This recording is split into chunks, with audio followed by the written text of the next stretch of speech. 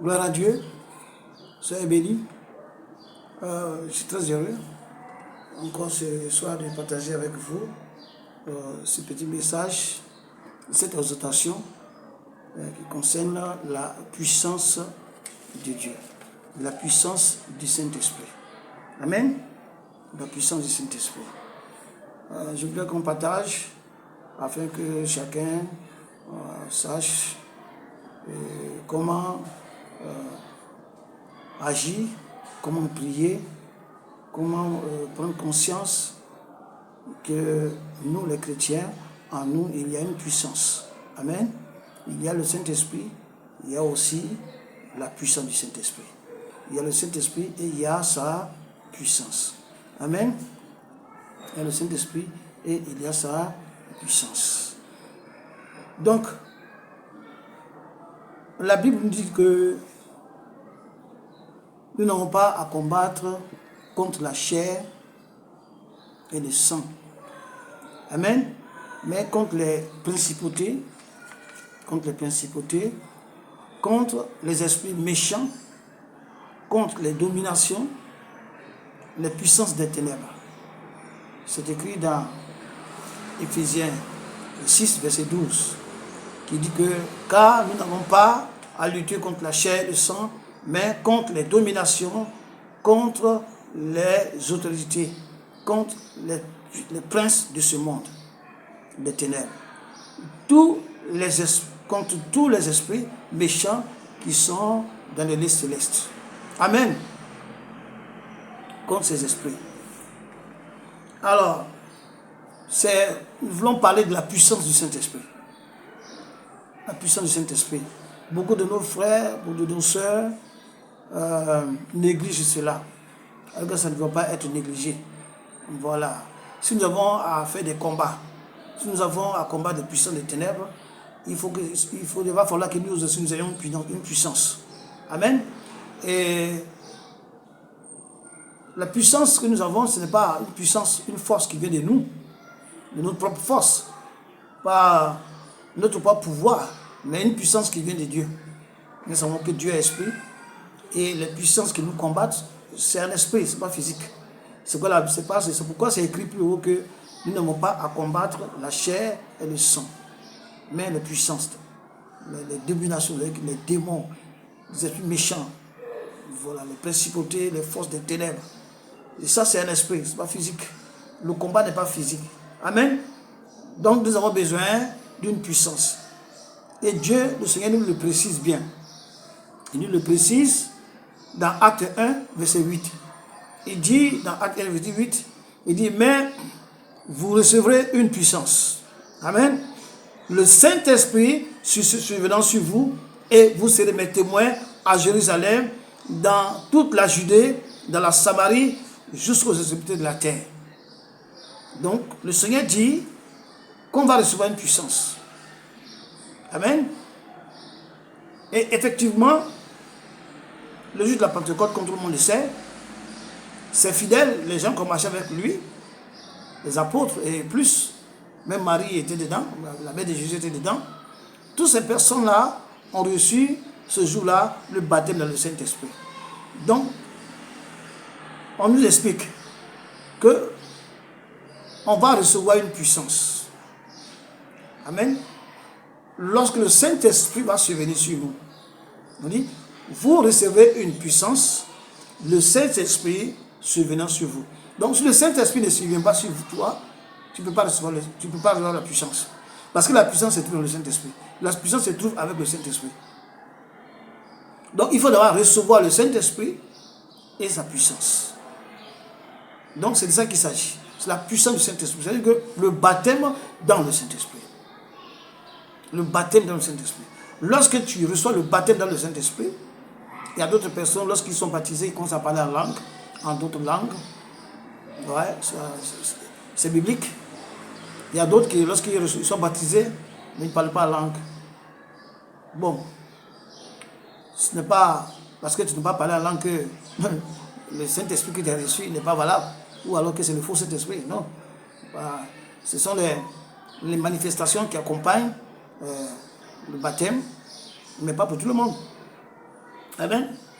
Alors, il y a des gens qui, moi par exemple, lorsque j'ai été baptisé, j'ai parlé en langue. Beaucoup de ceux qui prient avec moi parlent en langue, mais d'autres ne parlent pas en langue. C'est un don. Voilà. Donc, il faut être baptisé du Saint-Esprit. Lorsque tu es baptisé dans le Saint-Esprit, alors tu reçois la puissance du Saint-Esprit. Amen. Tu reçois la puissance du Saint-Esprit. Tu reçois une puissance. Quand le Saint-Esprit survient chez toi. La puissance du Saint-Esprit, c'est de ça que je vais parler ce soir. La puissance du Saint-Esprit. La puissance du Saint-Esprit marche avec la foi. La puissance du Saint-Esprit marche par la foi. Si tu es un chrétien, qu'il n'y a pas de foi en toi, tu ne crois pas, ou bien si tu es vraiment quelqu'un qui doute beaucoup, c'est très difficile que le Saint-Esprit manifeste sa puissance en toi. C'est très difficile. Amen. Donc, la puissance du Saint-Esprit marche par la foi. Avec la foi. La puissance du Saint-Esprit marche lorsqu'il y a la foi. Donc, la foi est l'essence de la puissance du Saint-Esprit. La foi est l'essence de la puissance du Saint-Esprit. Amen. Il y a deux sortes de foi. Moi, c'est ce que je vois. Il y a deux sortes de foi. La première foi, c'est la foi pour le salut. La foi que tu peux avoir pour être sauvé. La foi pour le salut. La Bible dit que cette foi-là ne vient pas de nous, mais c'est Dieu qui nous la donne lui-même. Amen. C'est Dieu qui nous donne cette foi. Ce n'est pas que lorsqu'on te prêche la parole de Dieu, lorsque un coup tu as foi, tu crois en Jésus, et puis tu acceptes Jésus. Non. La Bible dit que c'est Jésus qui donne cette foi-là, qui met la foi. On va lire ça dans Éphésiens 2, verset 8. Amen. Éphésiens 2, verset 8 dit quoi? Éphésiens 2, verset 8 dit: car c'est par la grâce que vous êtes sauvés, par le moyen de la foi. Et cela ne vient pas de vous. Amen. Et cela ne vient pas de vous. C'est le don de Dieu. Donc, lorsque tu reçois le Saint-Esprit, lorsque tu écoutes la parole de Dieu, lorsque tu crois, tu acceptes, c'est une grâce. Et cette grâce-là, c'est quoi? C'est le don que Dieu met en toi, de croire. Donc, le don de Dieu qui met en toi pour croire. Sans ce don-là, tu ne peux pas croire. Sans que Dieu n'a pas mis ce don en toi, tu ne peux pas croire. Tant que le Seigneur n'a pas mis ce don en toi, tu ne peux pas croire. Vous pouvez être 1000, ou bien même un certain nombre de personnes. On va venir parler de Jésus, prêcher Jésus. 2 ou 3 personnes vont croire. Et les autres ne vont pas croire. Ce n'est pas qu'ils sont bêtes ou sont inintelligents. Non. Mais c'est Dieu qui fait ça. C'est Dieu qui donne cette foi-là. Donc, cette foi-là, c'est un don. Amen. C'est un don de Dieu. On peut lire encore Romains 10, 17. Ainsi, la foi vient de ce qu'on entend, et ce qu'on entend vient de la parole de Christ. Donc, la foi vient de la parole de Christ, donc la parole. Et cette foi-là, pour qu'elle entre en toi, il faut que Dieu te le permette. C'est Dieu qui fait ça, qui met ce don en toi, qui te donne la faculté de croire ce qu'on est en train de te dire, qui te met en toi la faculté de croire que Dieu, Jésus-Christ est Dieu, Jésus-Christ est mort, il est mort à la croix, il est ressuscité. Pour croire en ça, c'est Dieu qui fait ça. Tu ne peux pas te lever comme ça et puis tu crois, non, pas possible. Si tu faisais ça, tous les Israéliens allaient se sauver. Donc c'est Dieu qui fait ça. Donc c'est une grâce. La Bible dit que c'est par la grâce que vous êtes sauvés. Donc c'est une grâce, voilà, de croire cela. Et cette foi-là, c'est le don de Dieu. Amen. Il y a la foi active. Comment j'appelle la foi active? La foi active, c'est la foi qui opère les œuvres. La foi active, c'est la foi qui opère les miracles. La foi active, c'est la foi qui opère, comme on dit le plus souvent, qui déplace les montagnes. Amen. Qui déplace les montagnes. Cette foi-là vient de ce que tu vois, d'abord. Vient de ce que tu vois, de ce que tu vois faire. Hein? Cette foi vient aussi des témoignages. Et cette foi aussi vient de la pratique de la parole. Lorsque tu mets la parole en pratique, cette foi-là se développe en toi. Lorsque tu écoutes les témoignages, cette foi aussi se développe en toi. Lorsque tu vois les gens faire, tu vois les gens faire l'œuvre de Dieu, prier, comment on appelle ça, prier, les gens sont guéris, sont délivrés, le gars il prêche. Quand tu vois ça aussi, et toutes ces choses-là, ça stimule cette foi en toi. On appelle la foi active. Ça te permet de vouloir faire comme eux. Ça te permet de lever dans la prière. C'est la foi active. Amen. Donc cette foi vient de ce qu'on voit, de ce qu'on voit faire, des témoignages, de la pratique de la parole. Amen. Pierre avait, par la foi qu'il a manifestée, les œuvres qu'il a fait, amené beaucoup de personnes à croire en Jésus. Amen. On va dire acte 9. Acte 9, verset 32 à 35. Acte 9, 32 à 35. Amen, j'ai dit la parole.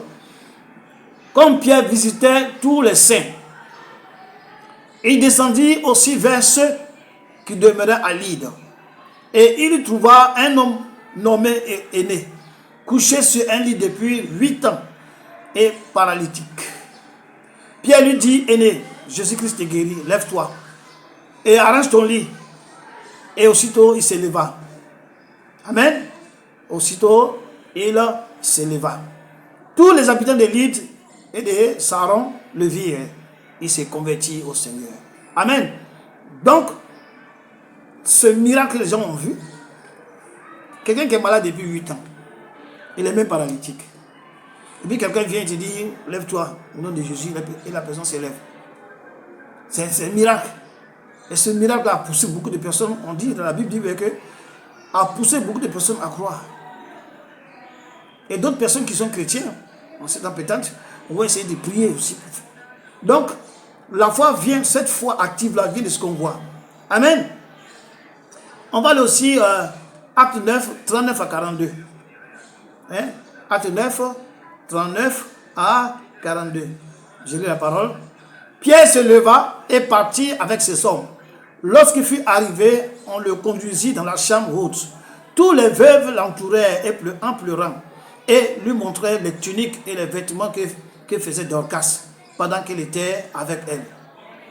Pierre fit sortir tout le monde, se mit à genoux et pria, puis se tourna vers le corps et dit, Tabitha, lève-toi. Et elle ouvrit les yeux. Et ayant vu Pierre, elle s'assit et lui donna la main. Il lui donna la main et la fit lever. Il appela ensuite les saints et les veuves et la leur présenta vivante. Ce fut connu de tout Joppé et beaucoup crurent au Seigneur. Donc, ces miracles ont poussé beaucoup de personnes à croire. On ne les a même pas prêché la parole pour dire Jésus que c'est ça, il a fait. Non, ils ont vu le miracle seulement, ils ont été convaincus.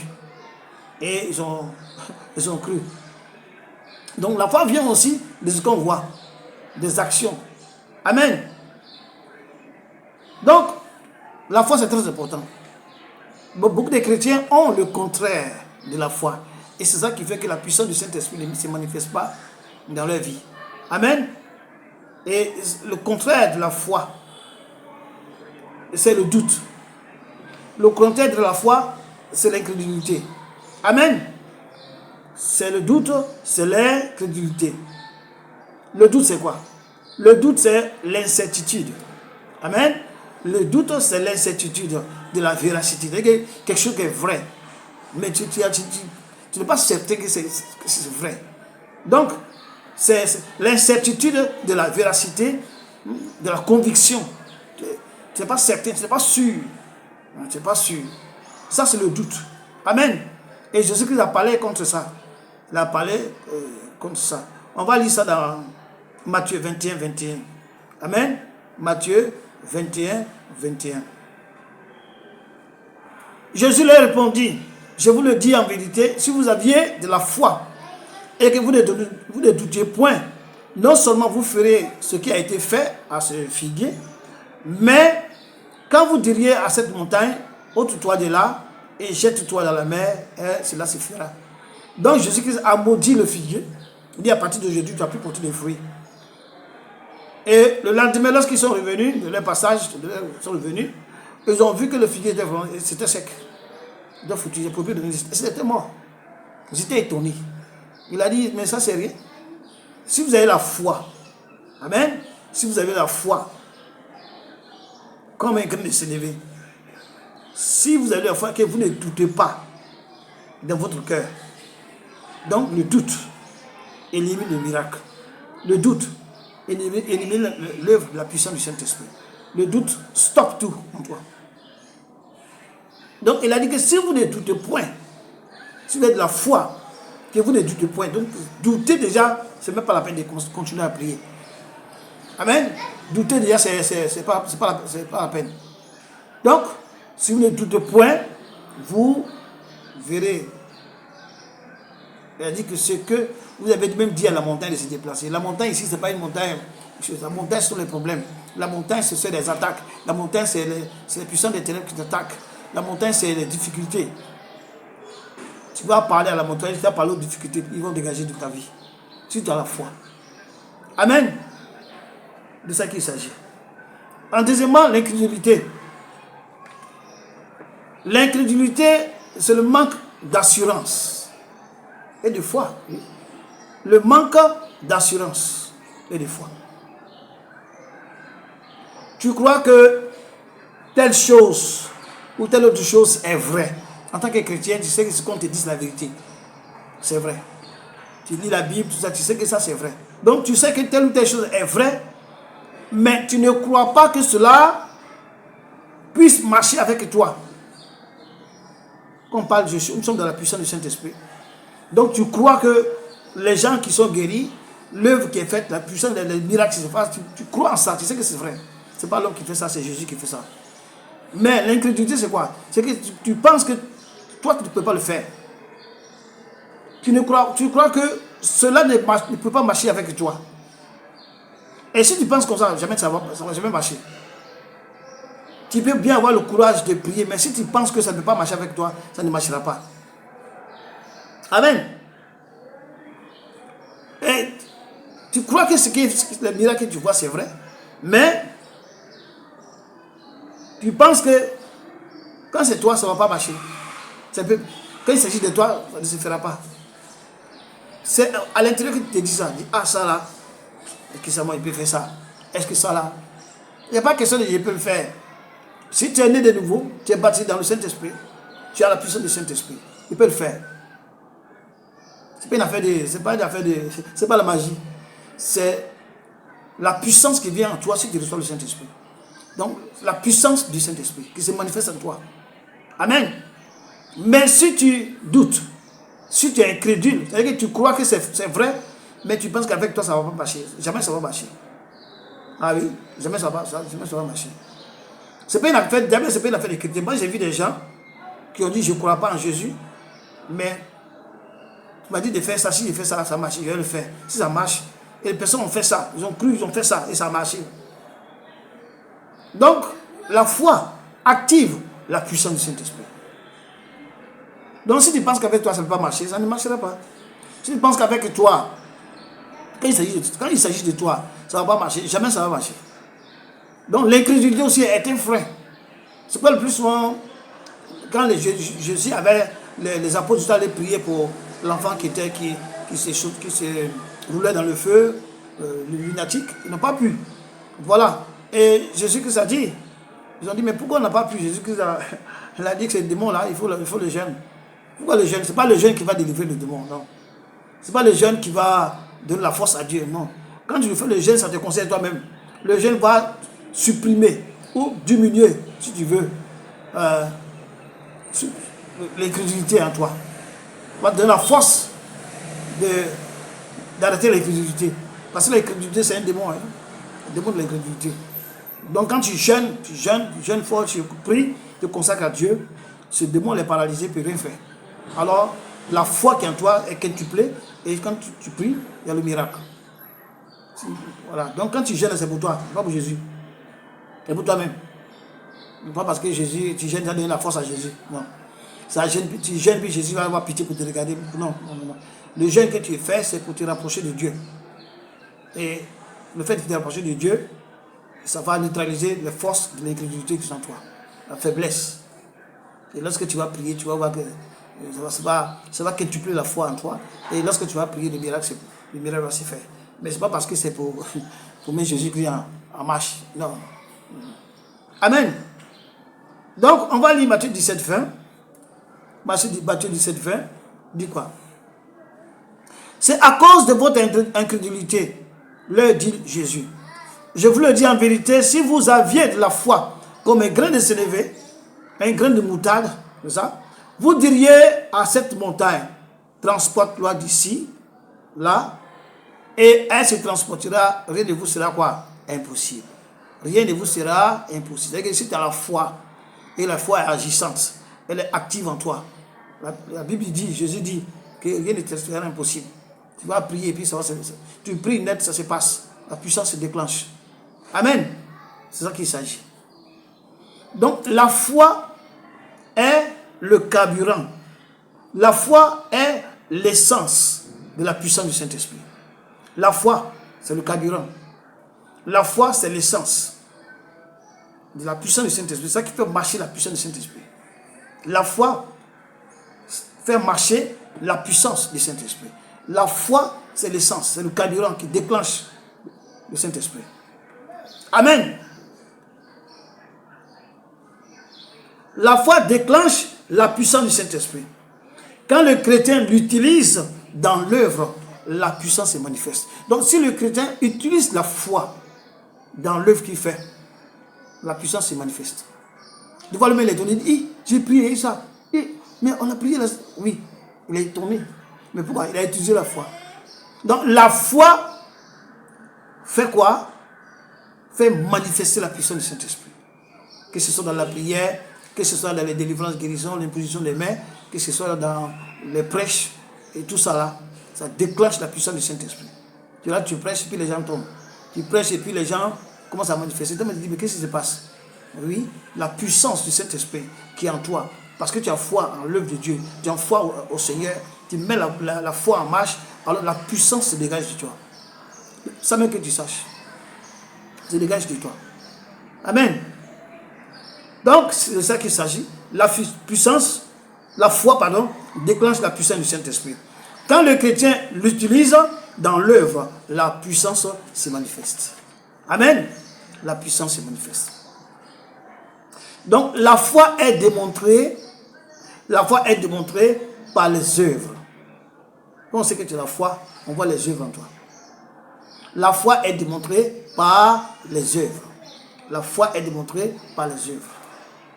Si la foi n'a pas les œuvres en toi, alors elle est morte ou elle n'existe pas en toi. Donc, si la foi n'a pas les œuvres en toi, c'est qu'il n'y a pas là. Il y a même pas, elle n'est pas là. Et si la foi n'est pas là, donc la puissance du Saint-Esprit, là, c'est encore grave. Donc, s'il n'y a pas des œuvres dans ta vie, les œuvres dans ta vie, les œuvres de Dieu dans ta vie, alors la foi n'est pas là. Mais si la foi, elle est produit des œuvres. Et si elle est là, elle produit des œuvres, et ces œuvres sont manifestées par la puissance du Saint-Esprit. Donc, si tu n'as pas la foi, il est de penser même à la puissance du Saint-Esprit. Amen.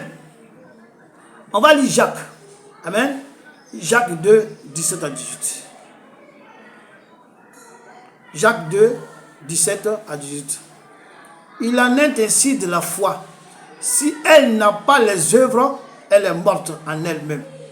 Donc, si la foi n'a pas les œuvres, elle est morte. Il n'y a pas de foi. Amen.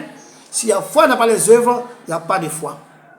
Donc, pour qu'il y ait des œuvres, il faut qu'il y ait la foi. Parce que c'est la foi qui va mettre en branle la puissance du Saint-Esprit. Pour que les œuvres soient. Amen. Ici, il n'y a pas la foi. Donc, les œuvres montrent la foi. Les œuvres montrent la foi. Quand tu as la foi, il y a les œuvres qui suivent. Quand tu as la foi, il y a les œuvres. Amen. Les œuvres dévoilent la foi qui est dans le chrétien. Les œuvres dévoilent la foi. La foi qui est dans le chrétien. Les œuvres dévoilent ça. Il faut ça que tu le veuilles. Les œuvres que tu fais dévoilent ça. Pourquoi? Par la puissance du Saint-Esprit qui se manifeste au travers de la foi. Donc la foi est très importante. La foi active. Pas la foi pour être sauvé.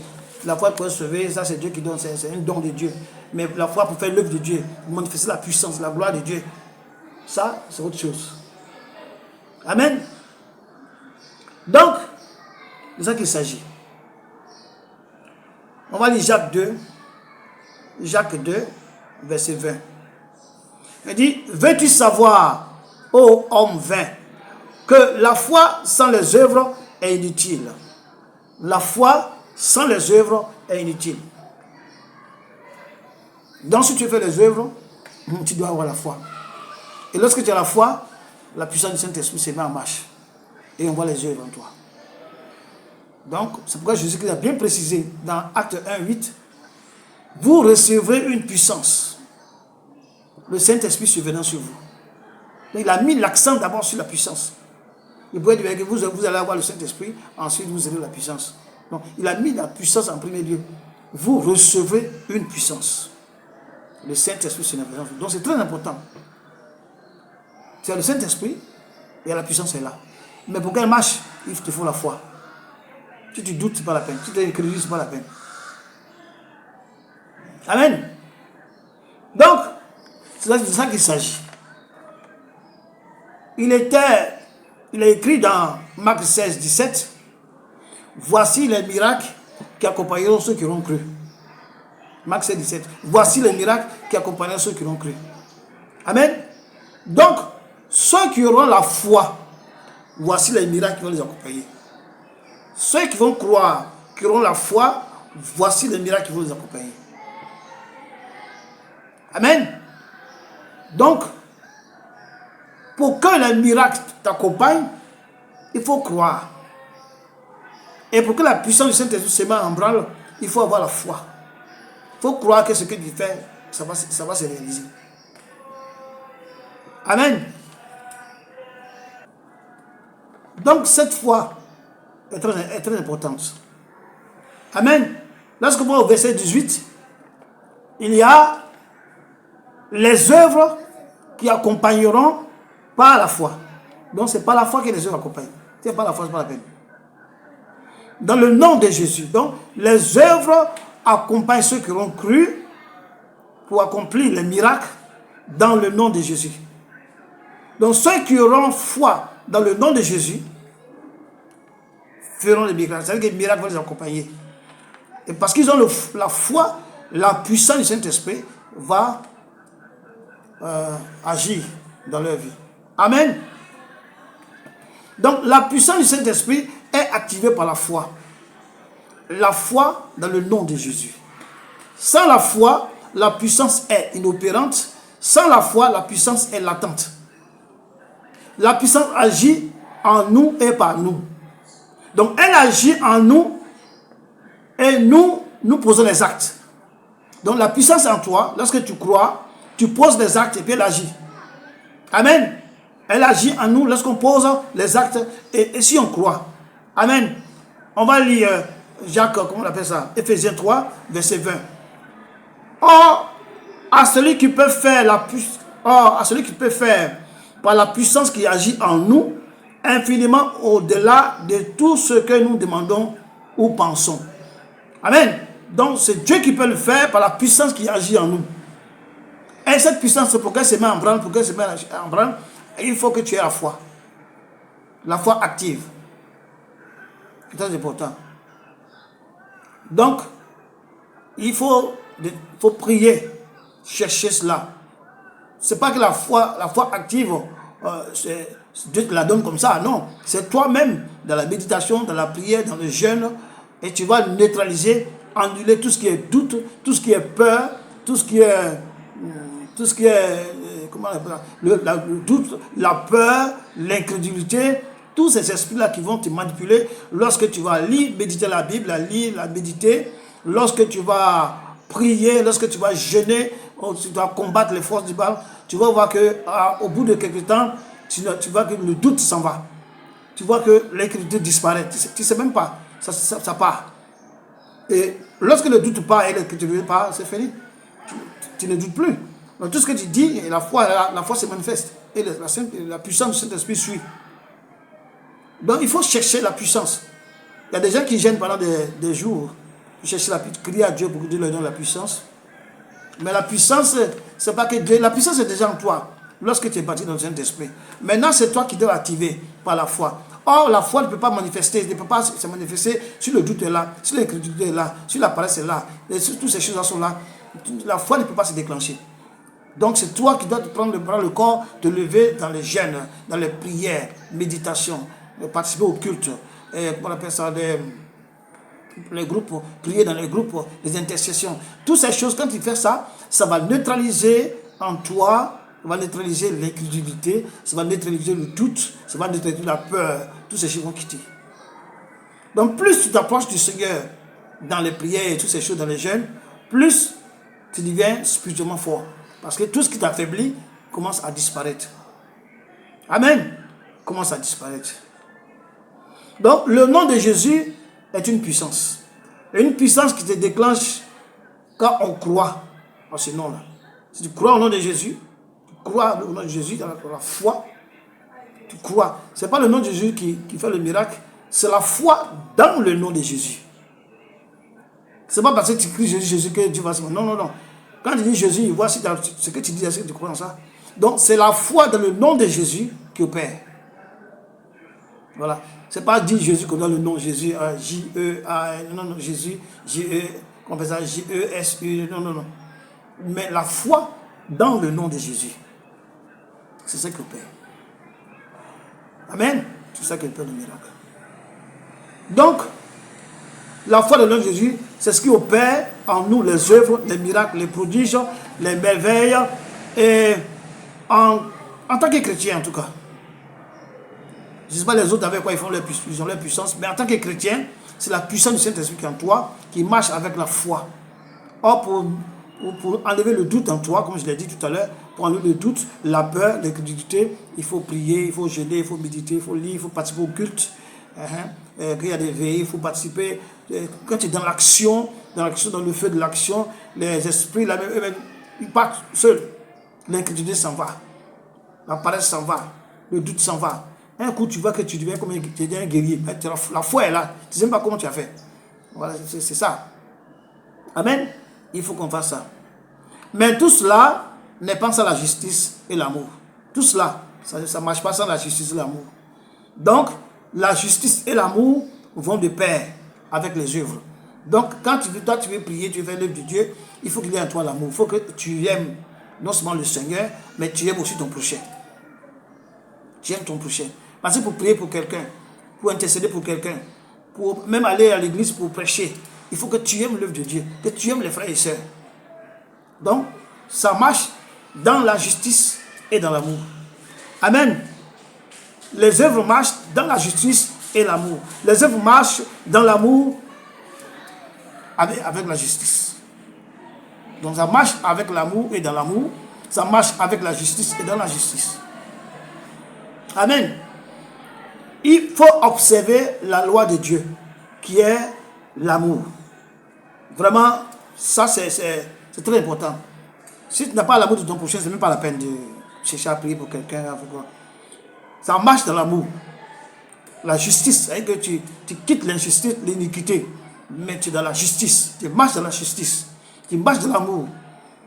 Tout ça va enlever en toi l'incrédulité, va enlever en toi la peur, le doute. Tout ça, laisse que tu es dans l'amour de Christ, qui est dans la justice de Christ. Tu lis, tu médites, Dieu va dégager tout ça. Amen. Donc, les œuvres ne peuvent pas marcher. Les œuvres ne peuvent pas marcher sans, on a dit ça, sans l'amour et sans la justice. Amen. Car nous avons tous, en nous, nous avons tous la puissance du Saint-Esprit. Si elle ne marche pas, soit nous n'avons pas la foi. Si elle ne marche pas, soit nous n'avons pas l'amour. Si ça ne marche pas, soit nous marchons dans l'injustice, dans le péché, dans l'iniquité. Si elle ne marche pas, soit nous ne voulons pas la manifester, tout simplement. Ou alors nous ne voulons pas la manifester. Amen. Donc toutes ces choses-là, il faut veiller à ça. Veiller à ça. Et pour que... Donc soyons et demeurons dans la foi. Soyons et demeurons dans la foi, dans l'amour, dans la justice. Et nous verrons la gloire de Dieu. et nous marcherons dans la gloire de Dieu. Nous verrons la gloire de Dieu dans nos vies. Amen. Que Dieu nous bénisse. C'est cette petite exhortation que je voulais faire pour que chacun de nous, vraiment, chacun puisse avoir la manifestation de la puissance du Saint-Esprit dans sa vie et faire l'œuvre de Dieu. Amen. Parce qu'il y a le tribunal de Christ qui nous attend pour la récompense. Alors, fais l'œuvre de Dieu, c'est très important. Ferme les yeux, je vais prier. Ferme les yeux et tu mets la main sur ton cœur, je vais prier pour toi. Au nom puissant de Jésus-Christ de Nazareth. Seigneur mon Dieu, Dieu tu puissant, je bénis ton nom, je te rends grâce. Merci, ô Père, toi qui m'as permis encore de faire cette petite exhortation pour les frères et sœurs. J'ai prié, ô mon Dieu, pour tous ceux, Seigneur, qui ont encore dans leur cœur le doute, tous ceux qui ont encore dans leur cœur l'incrédulité, tous ceux qui ont encore dans leur cœur le manque d'amour, tous ceux-là, ô mon Dieu, qui sont encore de l'injustice. Père, ô mon Dieu, la Bible dit que c'est toi qui donnes le vouloir et le faire. Père, j'ai prie maintenant au nom de Jésus, quel que soit là où ils sont maintenant, ô mon Dieu, mon Père, commence à toucher chacun d'eux dans le nom de Jésus. Commence à toucher leur vie physique et spirituelle. Commence à toucher leurs âmes, leur cœur, oh mon Dieu, mon Père. Que tout ce qui est en eux, Père, qui ne confesse pas ton nom et qui les empêche de faire ton œuvre, Père, je prie au nom de Jésus que cela soit détruit maintenant, Seigneur. Que cela soit brisé au nom de Jésus. Père, qu'il soit libéré, oh mon Dieu, mon Père, au nom de Jésus. Toi, l'incrédulité qui est de mon frère et ma soeur. Toi, le doute dans le cœur de ma soeur, le cœur de mon frère. Toi, le doute, c'est à toi que je parle. Toi, l'injustice, toi qui nous donnes le manque d'amour, toi qui mets la colère en elle, toi qui la combats chaque jour, tu l'empêches de faire l'œuvre de Dieu, c'est à toi que je parle. Là où tu es maintenant, tu entends ma voix, je t'ordonne et je te commande dans le nom de Jésus, tu sors de sa vie maintenant au nom de Jésus. Libère sa vie au nom de Jésus. Sors de là au nom de Jésus de Nazareth. Oh mon Dieu, mon Père, je bénis ton nom, je te rends grâce. Père, la distance n'est pas une barrière. Au travers de cette prière, de cette exhortation ce soir, Seigneur, touche tes enfants, oh mon Dieu, mon Père. Touche, oh mon Dieu, tes servantes et tes serviteurs. Afin, oh Père, que tout ce qui nous empêche de faire ton œuvre, Seigneur, soit brisé dans leur cœur, soit ôté, Seigneur, soit chassé dans le nom puissant de Jésus. Père, je bénis ton nom, je te rends grâce. Agis puissamment, Seigneur, au nom puissant de Jésus-Christ. Au nom du Père, le Dieu tout-puissant, Jésus-Christ de Nazareth, le Dieu véritable. Merci, Seigneur. Soyez bénis, que Dieu vous bénisse. Amen.